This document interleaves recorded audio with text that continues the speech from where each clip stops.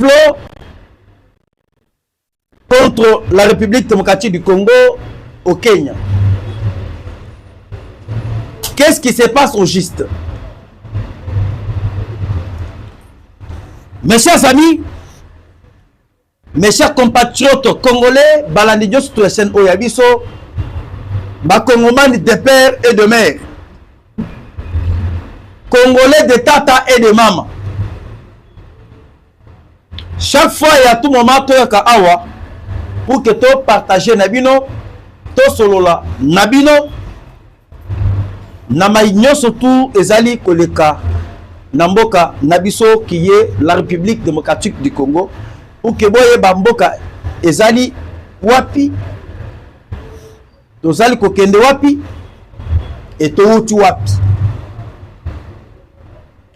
Le lot relève pour likambo etali complot contre la République démocratique du Congo. Et bokoyeba parmi bato bakay ko sala complot.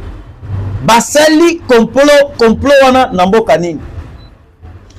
À chaque fois et à tout moment, biso tolobaka toujours pour la likambo ya Congo.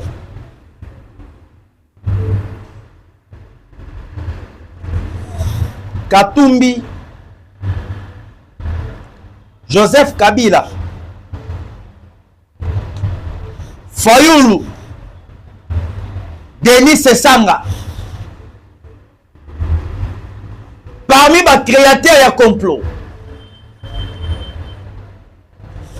Na minute oyo ndenge tozali ko ebisabino.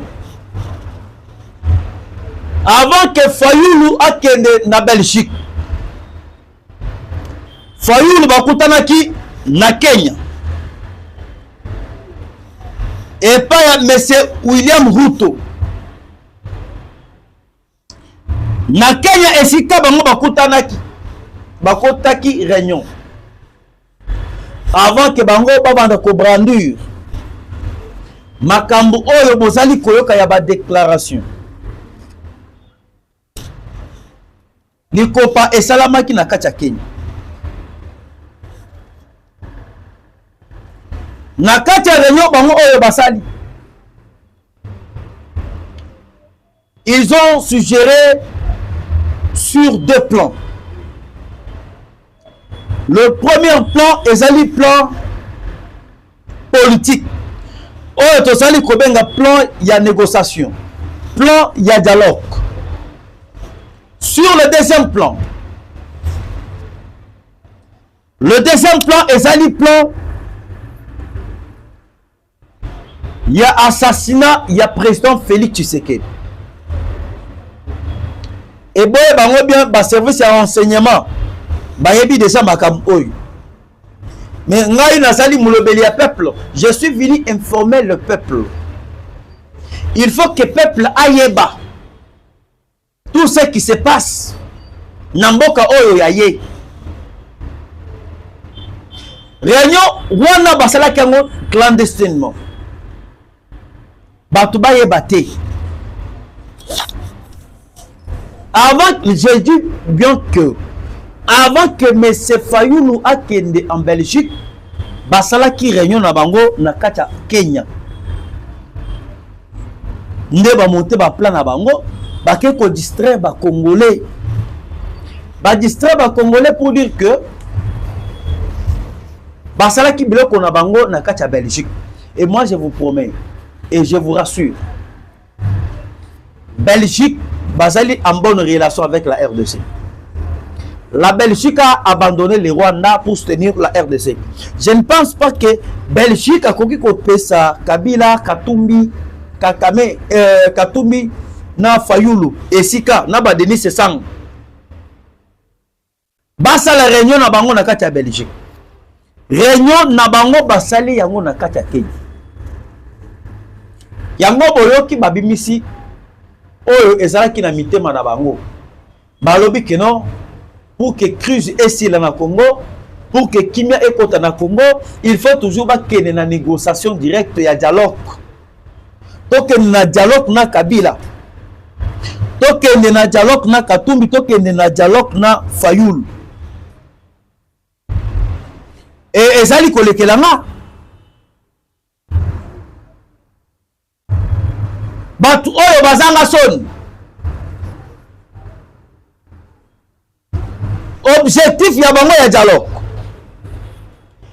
bazali ko ciblé 2028 balongola le président Tshisekedi en 2028 et derrière ce dialogue Kakuta Museveni azali, Kagame azali, Joseph Kabila parrain, il y a Alliance Fleuve Congo. Au commandement, il y a tous les opposants azali. Malgré Bokoki Kokota na likopa na bino contre la République, contre le président Tshisekedi, et Kosimbarate. Parce que la Bible nous dit toute autorité vient de Dieu. Ce qui est dévalé est condamné. Oh, nous surtout oh bango bazali kosala wana ezali manœuvre. Tozong sabango. Lelo ezali ki makambo ya ko négocier na ba M23 et changer na ba M23 comme makambo ya ko négocier maintenant na ba Kabila. Bon comprendre que bazali coincé par les États-Unis. Les États-Unis ne badinent pas. Les États-Unis attirent bango penser likolo.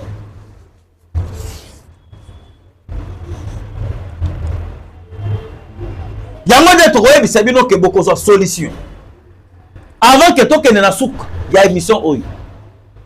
Solution nini ekoki kozala appliquer par le gouvernement congolais pour que la paix revienne à l'est de la RDC.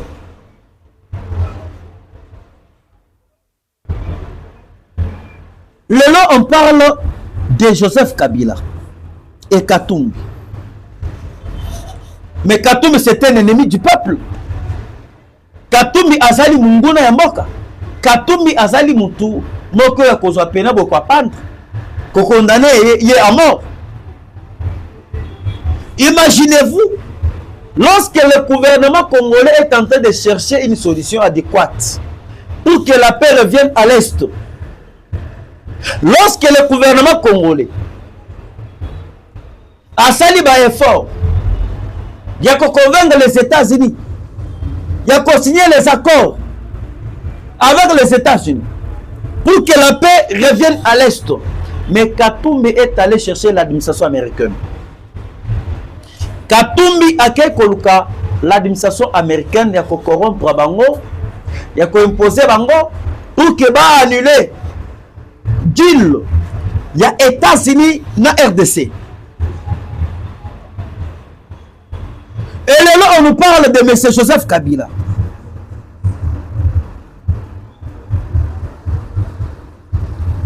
Batouana tozali ko considérer bango ba ennemi ya peuple.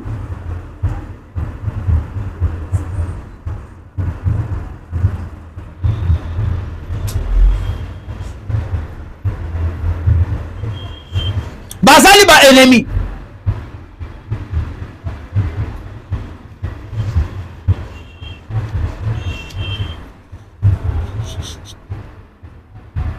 Lelo bomoni un ancien président qui est Joseph Kabila. Au lieu de soutenir l'intégrité territoriale, Joseph Kabila est allé plus loin. Il y a le M23 et Zali aspiration. Il y a peuple congolais. Oh, Ezali insulte contre le peuple congolais. Oh, Ezali insulte. Oh, Bazali Kosala sur toute la République démocratique du Congo.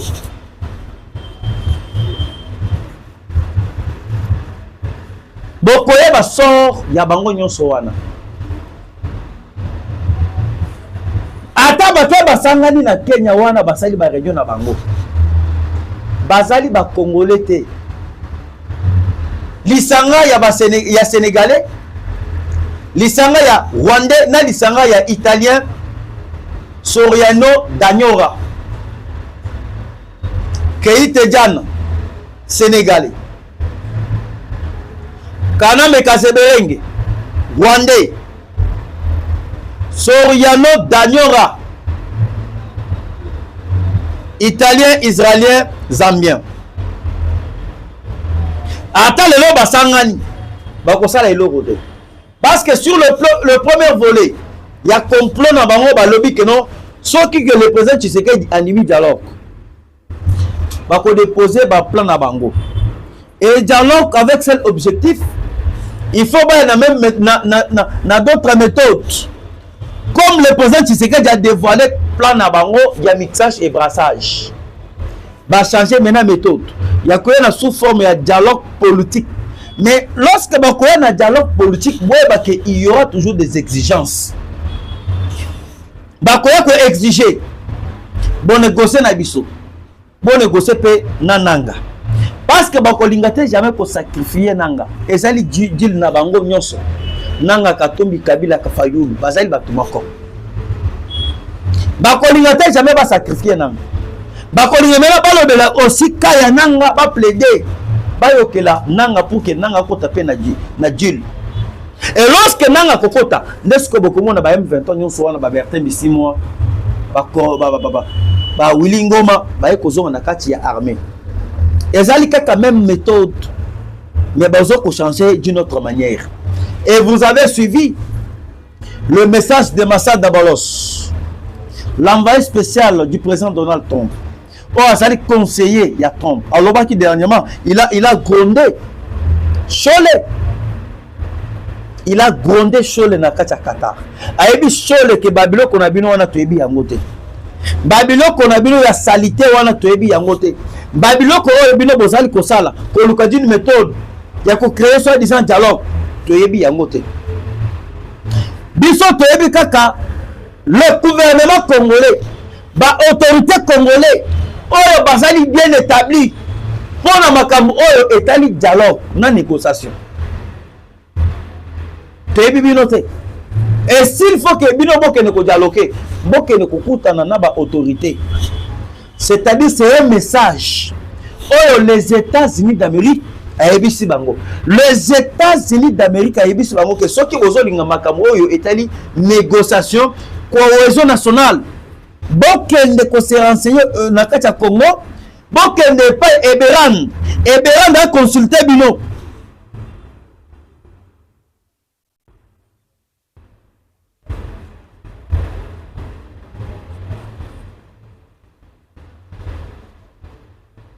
Et lorsque basali ko évoquer les cas de crise politique na kati ya RDC, il n'y a pas crise.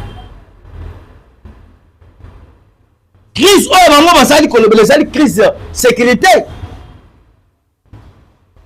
Ole bango va défendre Congo, va condamner l'agression rwandaise et bango va salir comme ça la Dio na Kakame.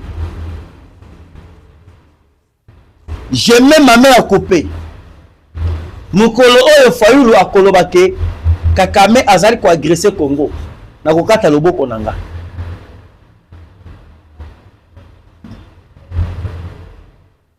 Mokolo oyo bokoyoka Katumbi na Kabila balobi que non Kakame azali ko agresser Congo. Je pense que bokokata loboko nanga makambu oyo nga nazali ko ebesa bino ezali makambu ya solo et batu wana bayebi yango très bien bakoki ko wanga na yango te.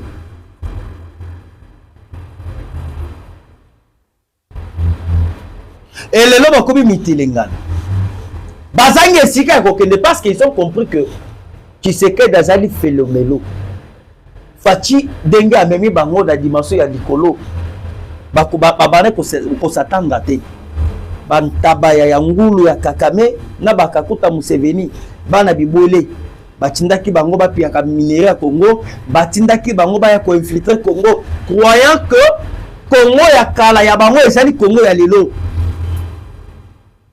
Des voleurs, des criminels. Et nango yango to yebisibino ke na plan oyo bango basalaki na kati ya oyo to bengi Kenya. Premier plan ezali plan ya dialogue. C'est-à-dire to négocier na bango, to sala ba partage de postes. bananga bazonga. Et ce qui plaît négociation et similité il y a dialogue. Bakoya na deuxième volet. Na deuxième volet ezali volet il y a assassinat il y a président Félix Tshisekedi. Il est grand temps de renforcer la sécurité à Tata Mukonzamboka. Tout ce que je suis en train de parler, et ça li black tenae comme on a pas sentiment. On va le parce que Bazali Koloba. Je parle des choses que je maîtrise. Bazali na plan. Oh ya souka. Ce qui plan ya dialogue et simité. Bazo que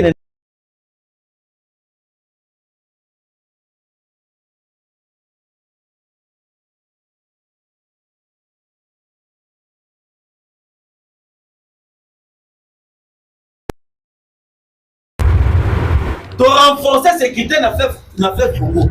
Commandant cela, il y a pompage. Commandant cela, il y a pompage. Donc ça, la sécurité, tu n'as côté, il y a bakata.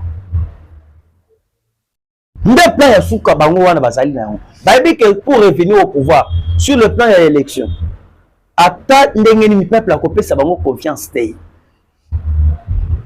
Peuple a senti bango par rapport à mabe na bango, oyo bango basala na Congo ya ba tuerie, ya ba viol, ya ba chimoyibi na bango, ya humiliation ya peuple pendant 30 ans. Et je vais maintenant vous montrer na oyo nyonso to bazali kosala. L'essentiel de s'auto-interpeller le gouvernement congolais. Vous êtes censé d'appliquer au Nazali Koloba. Bon sécuriser le peuple. Et bon sécuriser le président Félix Tshisekedi. Et la minute où il y a déjà que comment croire que le système de dialogue, c'est parce qu'ils ont raté leur complot il y a deux mois. Aujourd'hui, les États-Unis vous a bien parlé. Namonoko ya Massa Dabolos. Massa Dabolos a lobby. Bazo ko annulé makambo oyo etali pour parler ya Angola. Bazali ko annulé makambo oyo etali pour parler ya Doha. Et bazali ko annulé makambo oyo etali Kenya.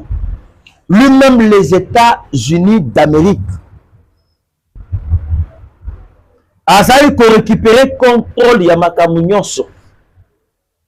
Les États-Unis ont récupéré contrôle à Makamionso. Pourquoi?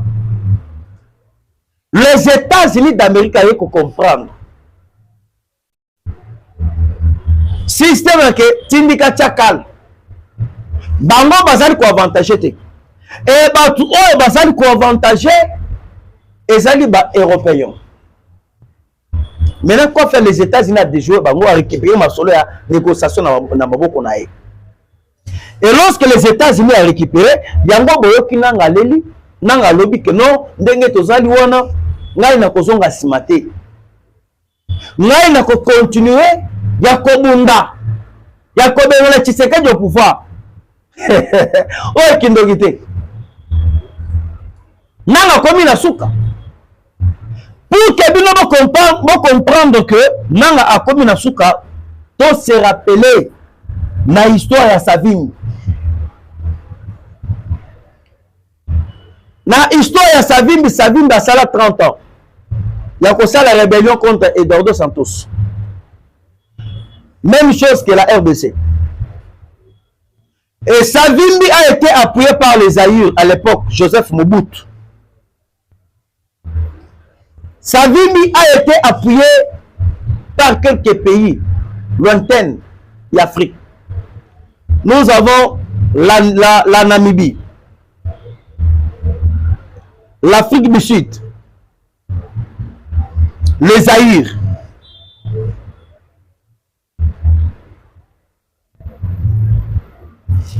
Mindou Kebele na ba militaire. Babana kouta na kati ya Namibie, Musika. Et Bazali ko appuyer Savimbi. Et Boyebi, comment est-ce que le président Eduardo Santos avait déjoué cette carte à Savimbi? Eduardo Santos est allé chercher les Américains. Bakeko signé les accords avec les Américains. Et lorsque Bakeko signé les accords avec les Américains,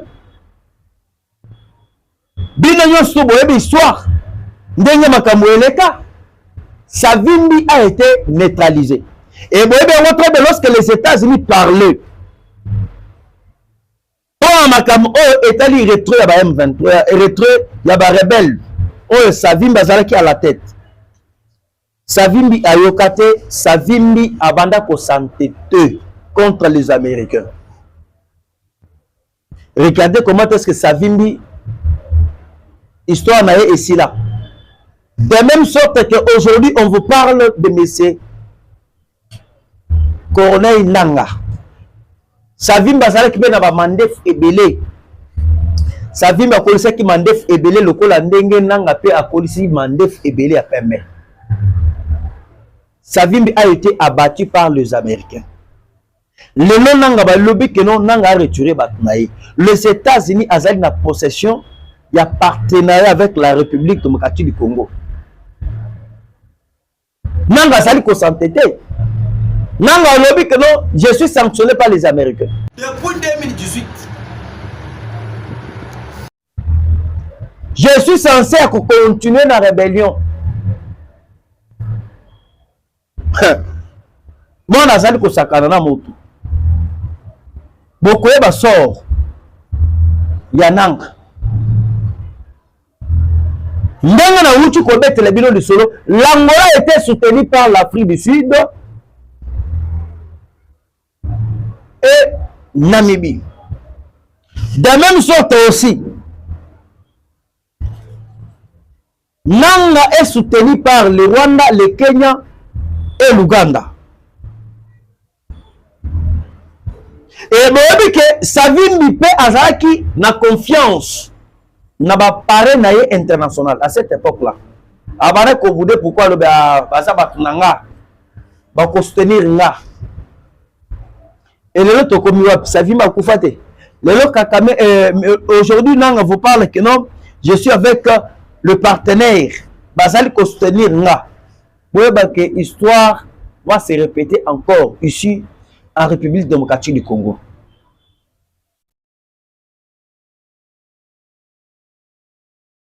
Alors, non surtout les arrêts qui déjà conclus par les États-Unis. Kabila oyo bozali komona Kabila kokoma mitelingani kala mingi te.